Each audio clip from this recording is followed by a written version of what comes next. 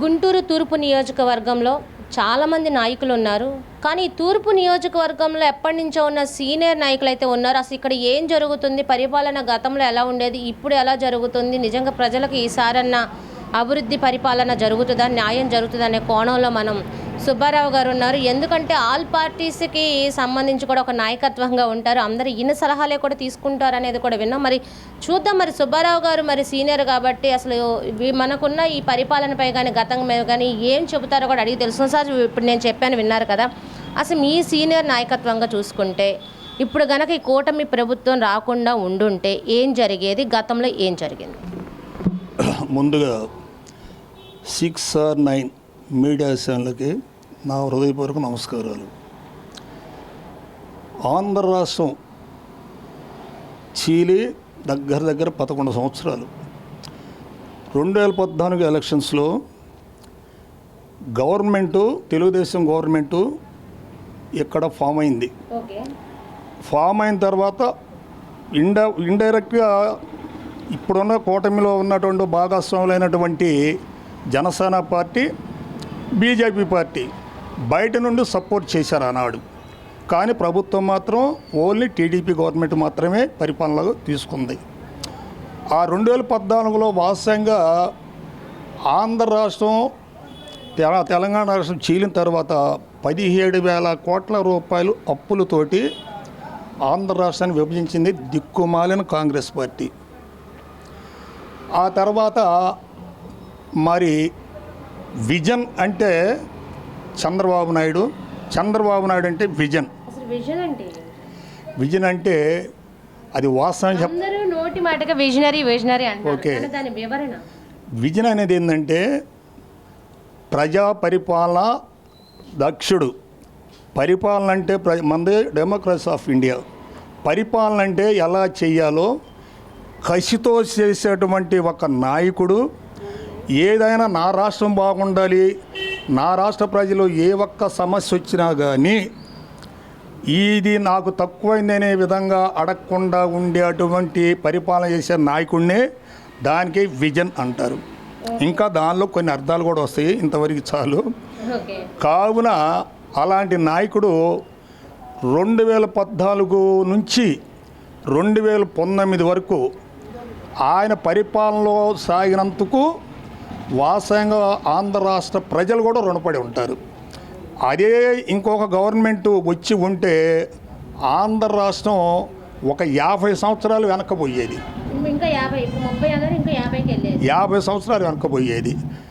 కావున అలాంటి పరిస్థితుల్లో చక్కబెట్టి, ఆంధ్ర రాష్ట్రాన్ని చక్కబెట్టి అనేక డెవలప్మెంట్ విషయాల్లో కూడా కేంద్రం ఒక్కోసారి సహకరించి ఒక్కోసారి సహకరించకపోయినా కానీ తన యొక్క చాకచక్యంతో ఏదన్నా కానీ రోడ్ల విషయం కావచ్చు, మిగతా డెవలప్మెంట్ విషయాలు కావచ్చు, ఏదైనా కానీ ఆయన చేసిన త్యాగం మరవలేంది. 2014 నుంచి 2019 వరకు. సరే, 2019 నాటికి ఈ జగన్మోహన్ రెడ్డి ఏం చేశాడు, ఒక ప్రజాయాత్ర ప్రతిపక్షం ఉంటే ఏనాడు పెద్దగా వచ్చేవాడు కాదు. అసెంబ్లీకి వస్తే వివాదం, గొడవలు. ఇప్పుడు క్వశ్చన్ అవర్ జరిగేటప్పుడు తను ఏం చేయాలంటే ప్రజలకు సంబంధించినటువంటి క్వశ్చన్లే అడగాలి. అప్పుడు క్వశ్చన్ అవర్ అడిగినప్పుడు గవర్నమెంట్ కూడా అలాగే స్పందించి సమాధానం చెప్పుద్ది ప్రతిపక్షాలకి. ఎందుకంటే ప్రతిపక్షాలు ప్రజల తరపున పోరాడాలి కాబట్టి. ఆ విధంగా ఉంటే వాళ్ళు ప్రతిపక్షం బాగానే అడిగారు, ఈ డెవలప్మెంట్ వాళ్ళు కూడా సహకరించారని చెప్పుకోవడానికి ఒక అవకాశం ఉంటుంది. ఏనాడు ఆ పని చేయాల, గొడవ లేదంటే లేచి వెళ్ళిపోవటం, అలగటం, వాళ్ళు మొత్తాన్ని బయటికి తీసుకుపోవటం, ఎలాంటి పరిస్థితులు జరిగినాయి.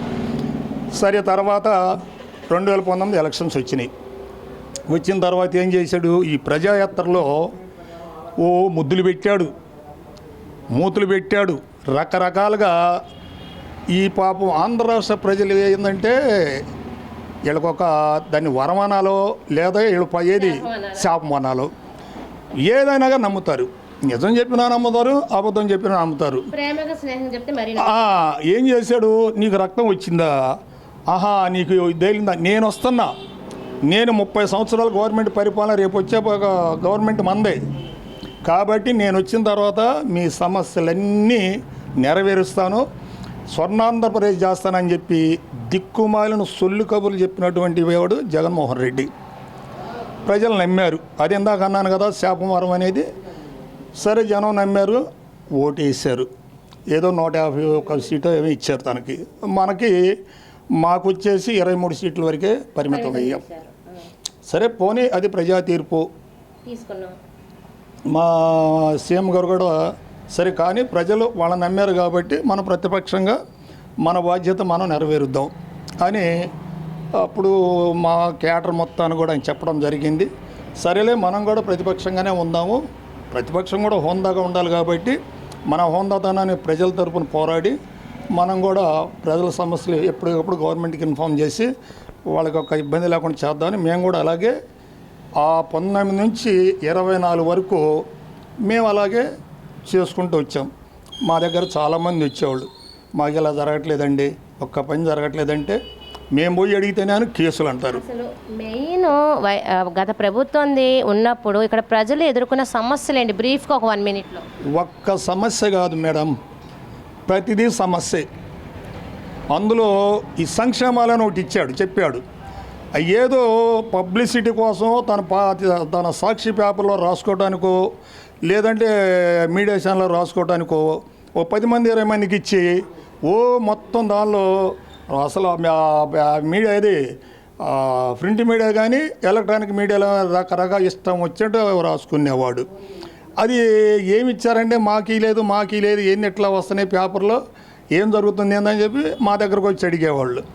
సరే మీరు ఆగండి, ఇటు మన టైం వస్తుంది, మీ ఇచ్చిన వరకు ఇచ్చిన వాళ్ళు తీసుకోండి, రానోళ్ళు మనం చేసేది ఏముంది, మన గవర్నమెంట్ వచ్చిన తర్వాత మన సమస్యలు ఏదైనా ఉంటే మనం తీర్చుకుందామని చెప్పి అట్లా జనానికి కూడా. అసలు ఈయన ఎక్కిన జనవరి 5వ తారీఖేమో ఆనాడు 2019లో ప్రమాణ స్వీకారం చేశాడు. ఒక 2 నెలలు 3 నెలలు 4 నెలలు అట్లా ఉంది. అక్కడ నుంచి జనంలో రియాక్ట్. సో ఒక్క మాట మెయిన్, చంద్రబాబు నాయుడు విజయం పొందడానికి జగన్మోహన్ రెడ్డి విజయం రాకపోవడానికి గల కారణం, ఒక్క కారణం చెప్పండి. అతని యొక్క దౌర్భాగ్య గవర్నమెంట్ భరాయించలేకనే ఇతను ఉంటే ఆంధ్ర రాష్ట్రం బాగుపడదు, ఇప్పటికే నాశనం చేశాడు రాష్ట్రాన్ని. ఏదైనా మనకి విజన్ చంద్రబాబు నాయుడు గారే రావాలి. మన ఆంధ్ర రాష్ట్రంలో సమస్యలు కానీ మన ఆంధ్ర రాష్ట్రంలో సంక్షేమాలు కానీ ఏవి రావాలన్నా చంద్రబాబు నాయుడు వస్తే తప్ప ఈ జగన్మోహన్ రెడ్డికి ఇంకొకసారి అవకాశం ఇవ్వద్దు. ఇచ్చే ప్రసక్తి ఎలా చెప్పి తుక్కుగా ఓడించి 11 సీట్లకే పరిమితం చేశారు. మరి ఇప్పుడు ఈ కూటమి ప్రభుత్వం ఎంపీ రాక మరి ఇక్కడ ఉన్న నియోజకవర్గ ఎమ్మెల్యేలు మరి పరిపాలన ఎలా ఉందంటారు? ఎంపీ మరియు సెంట్రల్ మినిస్టర్ పెమ్మసాని చంద్రశేఖర్ గారు కావచ్చు, ఇక్కడ మా ఈస్ట్ నియోజకవర్గం నజీర్ అహ్మద్, వాళ్ళిద్దరు కలయికతో వాస్తవంగా మా ఊరికి చెప్తున్నాం. అంటే ఆయన 7 నియోజకవర్గాలకి ఆయన ఎంపీ, ఏది మొత్తం ఆల్ ఇండియాకి సెంట్రల్ మినిస్టర్. కానీ మా యొక్క నియోజకవర్గాన్ని వాళ్ళిద్దరు కృష్ణార్జునలాగా చేస్తున్నారు. ఏంటి, మా ఎమ్మెల్యే ప్రతి క్షణం, ఎందుకంటే పొద్దాకులు మేము ఎమ్మెల్యే గారి టచ్లో ఉండేవాళ్ళం. అంటే ఇది కావాలని చెప్పేది కాదు. మాకు ఒకటే చెబుతాడు, అన్నయ్య మీరు ఎక్కడ కూర్చున్నా కంటే మీరు వెళ్ళి వార్డులో ప్రజలు ఏం అడుగుతున్నారు, వాళ్ళ సమస్యలు తెలుసుకొని వాళ్ళ దరఖాస్తులు తీసుకొని ఆ సచివాలయం వెళ్ళండి, ఏది ఇచ్చి వాళ్ళకి ఏదన్నా సచివాలయాలు వాళ్ళకి కానీ చెయ్యకపోతే వెంటనే ఫోన్ చేసి వాళ్ళకి గట్టిగా చెప్పండి, చేయకపోతే మాత్రం సీరియస్గా తీసుకుంటాం చెప్పండి అని మా ఎమ్మెల్యే గారు మాట్లాడటం, మాకు అనేక సూచనలు ఇవ్వడం జరిగింది. ప్రజలకు సేవ చేయడం, ప్రజానాయకుడిగా వెళ్ళాలని అనుకుంటున్నారు. బాగా అది మాటలతో చెప్పకూడదు.